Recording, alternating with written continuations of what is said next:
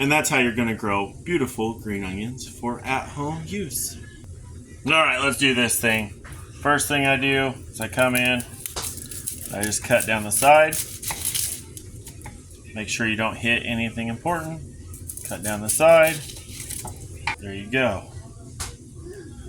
And then this, pull that off the best we can.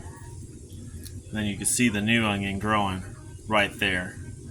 Beautiful.